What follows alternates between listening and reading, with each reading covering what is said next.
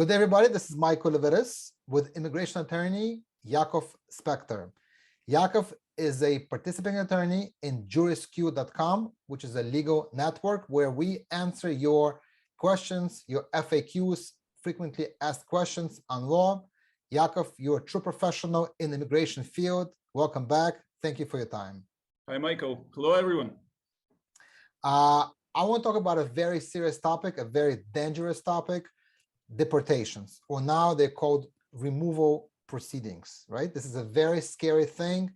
You live your life in America, you built your life here, possibly even you're married to a US citizen, you have your family here, and then next day, at night, you have a knock on your door, agents rush in, handcuff you, put you in a detention center, and off you go to another country, even though you possibly were in America your whole life.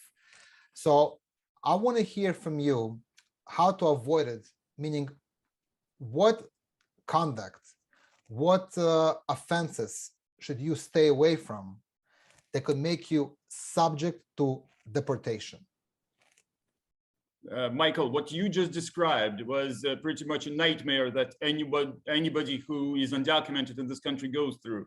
And that nightmare is not going to be your situation, even if you're undocumented here. At least, at the time of me recording this video, we are in June of 2022. The government will not rush your door. The agents will not arrest you unless you do have a criminal record. And strangely enough, of course, people who do have criminal records, they're usually the ones who are the most blasé about the whole situation. Okay, they usually call me when they're already in detention.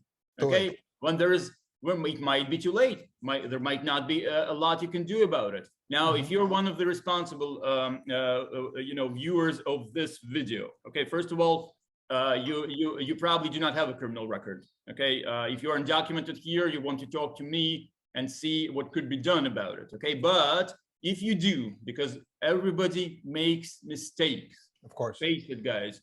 It does happen.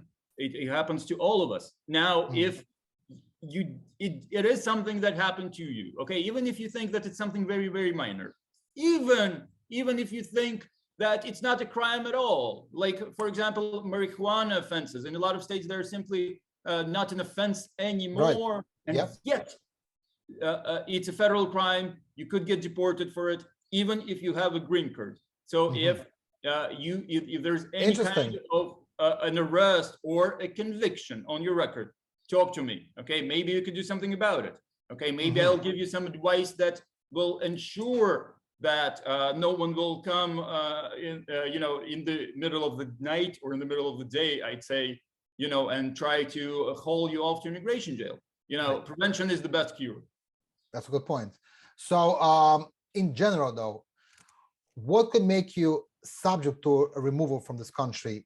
You mentioned criminal offenses. That is the most important reason for a deportation. Am I right? Correct. And or is the only reason? I would say at this point, yes. There's just so many undocumented immigrants living in the United States. It's impossible. The government is not going to come in and deport millions and millions of people. Okay, and not only that, the government oftentimes relies on these people to pick the crops, to serve you food, to prepare the food. Okay, and that's the truth about immigration. We are not going to get into this right now. I think we actually did discuss it during one of our videos. Yeah. But if you have no criminal record, you probably will not be hauled off to immigration detention. Okay, but if you do have a criminal record, yes, there is a good chance that the government will at least try to remove you, even if you have a green card. Now, which criminal record qualifies? Yes. Any kind of an arrest. Okay, any kind of an arrest. Really? Even if it's a misdemeanor, even if you didn't do any time, could be ground to try and remove you. So you want to talk to me. Wow. So even a misdemeanor, a violation, not just a felony, could possibly get you deported.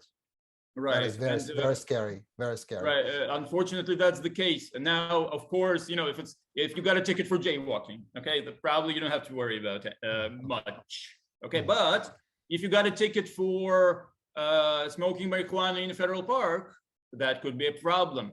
So it's best not to decide on your own whether it's going to be a problem or not. Find out. Yeah. You know what, Yakov, you did a great job explaining the legal side. I'm not an attorney, but I want to give an advice that's a general advice, common sense advice for those who are waiting to get their legal residence in US. Stay away from bad people and bad places, because you could be a perfectly good guy or girl. You could be around some wrong people. You could get caught up with something. They will get arrested, and they're going to arrest you just because you're part of that group. So stay away from people that are risky. Stay away from places that are risky. If you know there's a bar where sometimes fights happen, stay away from that bar. You're right now waiting for the most important decision of your life, whether or not you'll be granted status in America. Wait it out. Behave yourself.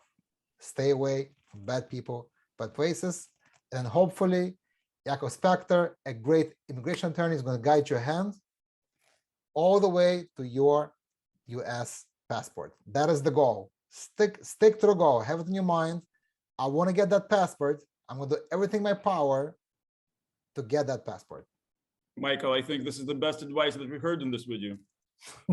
No, you are the guy we go to for advice. We appreciate it. And we're going to have you again next time. Again, we're giving here general advice, legal advice, and life advice. If you want specific consultation with an immigration attorney on your case, please call Yakov Spektor. The number is on the bottom of the screen, and Yakov will be more than happy to schedule consultation, to answer your questions, and to guide you through the process. Yakov, thank you so much. Everybody, thank you for tuning in, for listening, for watching. Until next time. Take care, everybody. Thank you, everyone. Bye-bye.